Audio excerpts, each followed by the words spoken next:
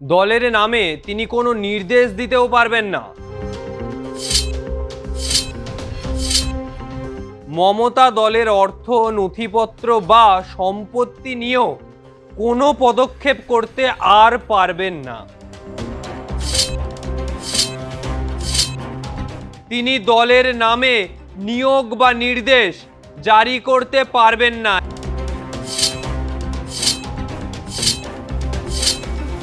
মমতার ক্ষমতা কেড়ে নিয়েছে, নিজের দলের ওপর আর ক্ষমতা নেই মমতা ব্যানার্জির।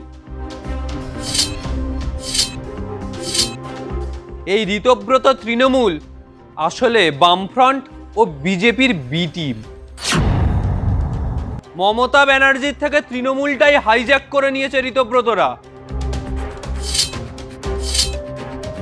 দলের প্রশাসনিক কাজ করতে পারবেন না কালীঘাটের তৃণমূলের নেত্রী মমতা বন্দ্যোপাধ্যায়।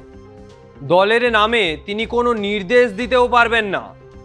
অন্তর্বর্তী নির্দেশ জারি করে একথাই জানাচ্ছে আলিপুর আদালত।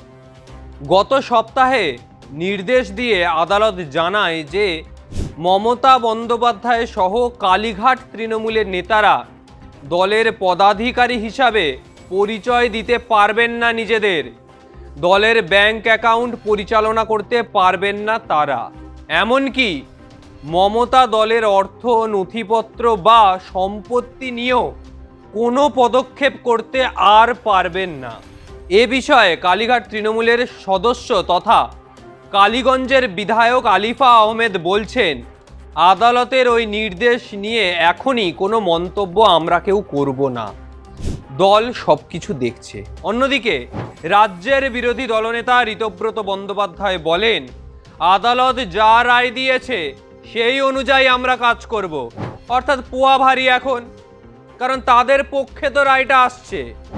দলের টাকা অন্যত্র সরিয়ে ফেলতে পারে কালীঘাটের তৃণমূল, এমনই আশঙ্কা প্রকাশ করে আলিপুর আদালতে মামলা করেন স্বরূপ বিশ্বাসের স্ত্রী জুঁই বিশ্বাস। তিনি মমতার বিরুদ্ধে ওই মামলাটি করেন। তার বক্তব্য, দলের অর্থসহ গুরুত্বপূর্ণ নথি নষ্ট বা পরিবর্তন করতে পারেন মমতারা।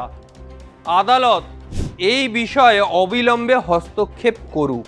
আলিপুর আদালত জানায়, তৃণমূল দলের কে আসল সভাপতি, সাধারণ সম্পাদক এর জন্য শুনানি হবে।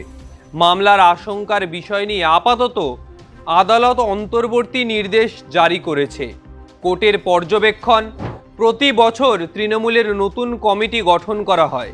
সেক্ষেত্রে অভিযোগ বারবার এই কমিটি থেকে যায়। শেষবার 2022 সালে কমিটি গঠন করা হয়েছিল। আদালত দেখবে সেই কমিটির মেয়াদ শেষ হয়েছে কিনা। গত 22শে জুন ঋতব্রতদের বিশেষ অধিবেশন বৈঠক বৈধ কিনা সেটাও দেখা হবে। তা দেখার পাশাপাশি দেখা হবে গত 5ই জুন কালীঘাটের বৈঠকের বিষয়টিও। আদালতের পর্যবেক্ষণ, এই মামলায় অন্তর্বর্তী নির্দেশ জারি করা প্রয়োজন, না হলে টাকা খরচ, নথি নষ্ট এবং সম্পত্তির ক্ষতি আটকানো যাবে না। কোর্টের নির্দেশ, 22শে জুন নির্বাচিত বিক্ষুব্ধদের জাতীয় ওয়ার্কিং কমিটির কাজে বাধা দিতে পারবেন না মমতা বন্দ্যোপাধ্যায়।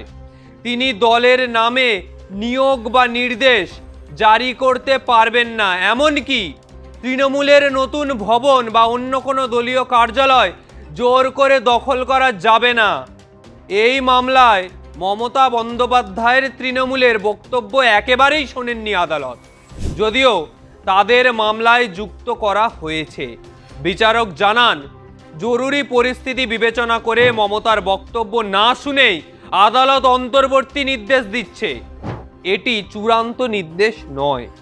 মামলার সব পক্ষের বক্তব্য শোনা হবে, তবে কবে শুনবে?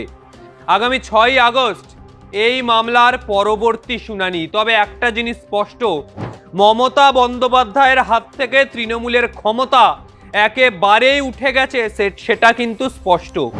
আলিপুর আদালত মমতার ক্ষমতা কেড়ে নিল। প্রশাসন মমতার ক্ষমতা কেড়ে নিয়েছে, নিজের দলের ওপর আর ক্ষমতা নেই মমতা ব্যানার্জির। নিজের দলে আর সেই ক্ষমতা কোনোভাবেই প্রয়োগ করতে পারবেন না তিনি। যে দল তিনি নিজের হাতে তৈরি করেছেন, যে ঋতব্রতকে তারা দলে যোগদান করিয়েছিলেন, সেই ঋতব্রতই আজকে দল, প্রতীক, পতাকা, সমস্ত কিছু, দলের অর্থ ভাণ্ডার, এমনকি দলীয় কার্যালয় হাতিয়ে নিতে চাইছে। তৃণমূল দুটি ভাগে বিভক্ত, বা বলা যায় এই ঋতব্রত তৃণমূল আসলে বামফ্রন্ট ও বিজেপির বি টিম, যেটা তৃণমূলকে শেষ করার জন্য কাজ করছে। এটা কিন্তু একেবারেই স্পষ্ট। সাথে প্রশাসন রয়েছে, অসুবিধের কি আছে? শুভেন্দু অধিকারী রয়েছে প্রশাসন, তার হাতে প্রশাসন, অসুবিধের তো কিছু থাকার কথা না। ফলে এই পরিস্থিতিতে দাঁড়িয়ে যখন তোলপাড় চলছে রাজ্য রাজনীতি, তখন ঋতব্রতরা অনুমতি পাচ্ছে 21শে জুলাই করার, মমতা ব্যানার্জি অনুমতি পাচ্ছে না। কারণ তৃণমূল আর মমতা ব্যানার্জির না, মমতা ব্যানার্জির থেকে তৃণমূলটাই হাইজ্যাক করে নিয়েছে ঋতব্রতরা। মমতা ব্যানার্জির থেকে এই তৃণমূল জোর করে কেড়ে নিতে চেয়েছে ঋতব্রতরা। আর সেই জন্যই বর্তমান সময়ে দাঁড়িয়ে মমতা ব্যানার্জি কার্যত দিশেহারা। কি করবেন মমতা ব্যানার্জি? হাতে গোনা কয়েকটা লোক, কল্যাণ ব্যানার্জি, কুণাল ঘোষ, সকলেই তো রয়েছেন। এই কজনই তো হাতে গোনা। মদন মিত্র, যারা প্রথম দিনের সৈনিক তারাই রয়েছে, কিন্তু যারা সুখের পায়রা তারা কিন্তু উড়ে গেল আজ। কোথায়? বিজেপির বসানো গাছের ডালে গিয়ে এই সুখের পায়রারা বসে পড়ল। এটাই বাংলার রাজনীতি থেকে তৃণমূলকে উচ্ছেদ করে দেওয়ার জন্য, উৎখাত করে দেওয়ার জন্য বিজেপির রাজনৈতিক রণকৌশল, যেটা ঋতব্রতর মাথায় ছড়ি ঘুরিয়ে করাচ্ছে। এটাই বাংলার বর্তমান রাজনৈতিক চিত্র। তবে আজকের মতো বিদায় নিচ্ছি। ভিডিওটা ভালো লাগলে অবশ্যই লাইক, কমেন্ট করুন, চ্যানেলটি সাবস্ক্রাইব করুন, আপনার মতামত জানান। আগামী সময়ে আর কোন কোন বিষয়ে ভিডিও দেখতে চান অবশ্যই জানাবেন। নমস্কার।